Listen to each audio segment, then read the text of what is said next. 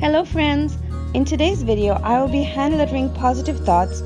So last week it was snowing a lot and I went on Instagram and asked all of you to share your most positive quote with me because I was feeling very down. So I wanted to share today's video with you and show you how writing positive quotes down, you can improve your day and improve the way you feel.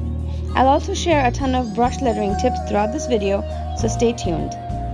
To do all of my lettering today, I'm using a Tombow Dual brush pen, just one, the color N15. So I will be doing all of my brush lettering on a Strathmore mixed media paper. I tore a sheet out of my sketchbook and I just trimmed it down into smaller pieces, and I'm using this paper to do all of my lettering onto. It's important to use a paper which has a smooth finish for your brush lettering. This way your brush pens will not fray. I have a whole blog post on my blog which tells you about what papers to use with your brush pens, and I will leave a link to it down in the description box below. In today's video, I am lettering in real time. I've not sped anything up, so something you want to always keep in mind while brush lettering. You need to go slow. You are not writing, this is lettering, and it's important not to rush while brush lettering. Another thing to keep in mind, you need to be patient. You need to embrace your mistakes and learn from them.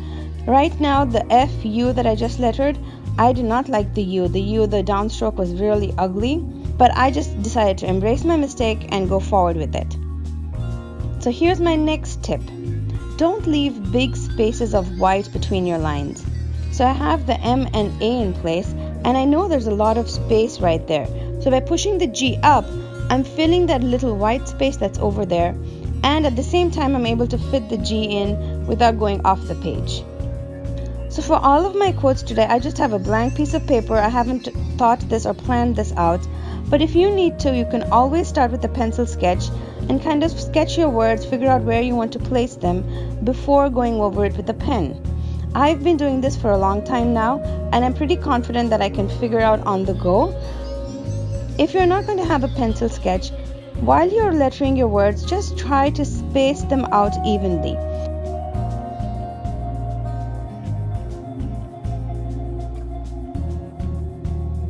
So I'm continuing here, and I want to also mention that you need to angle your paper.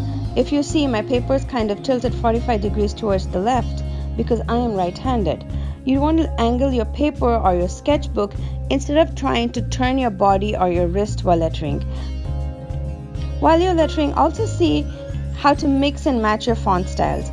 Just doing a script brush letter looks beautiful, but you can also add in uppercase fonts like how I did here. The word shall, I put them all in uppercase, and I continued that to add all of the letters in the word pass as uppercase. So now I'm going to continue lettering just in the same manner. And another tip for you here is you want to store your brush lettering pens separately. So I use the same Tombow Dual brush pens to do watercoloring as well. So what I like to do is keep, especially my black pens, I have like 2 or 3 black pens I keep separately just for lettering purposes, and I keep them on a different pen stand in a different area on my desk so I don't mix them up with my watercoloring pens.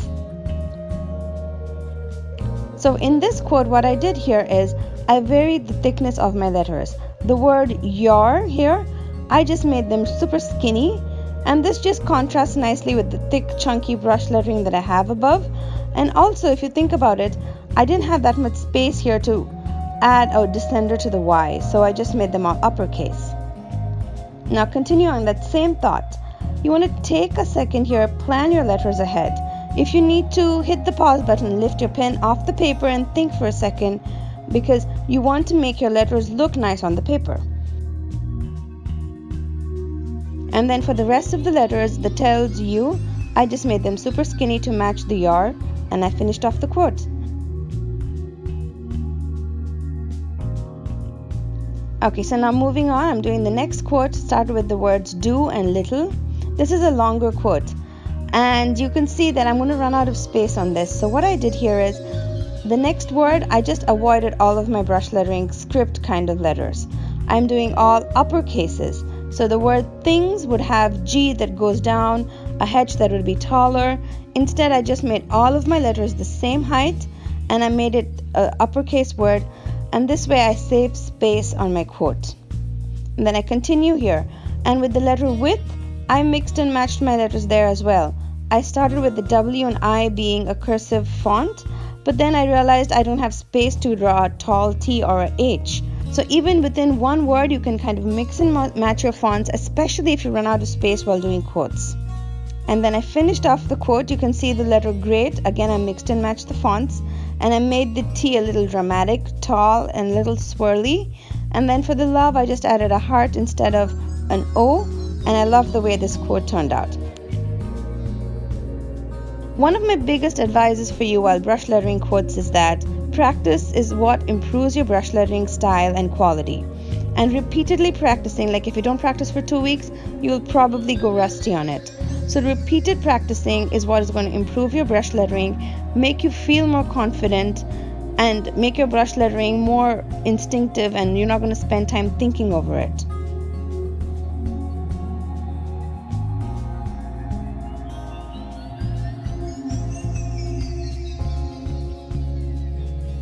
So I'm going to start on my final quote for today, and my biggest tip for you here is that with time you will develop your own style and you'll get more confident about the way you letter everything. I started to brush letter just to make me happy, and honestly it makes me joyful, and I feel that over time I've developed a little quirky style of my own. So this quote speaks really loud to me. Choose joy. So if you are a beginner or you want to improve your brush lettering and are looking for practice sheets, I have a bunch of lettering worksheets, not just these 9, I think I have like 30 of them now, and I will leave a link to all of these worksheets in the description box below, but make sure to stop by my blog, smilingcolors.com. I have much more brush lettering videos, blog posts, tips, and thank you so much for spending some crafty time with me today, friends. I will see you again soon with another video. Till then, happy crafting!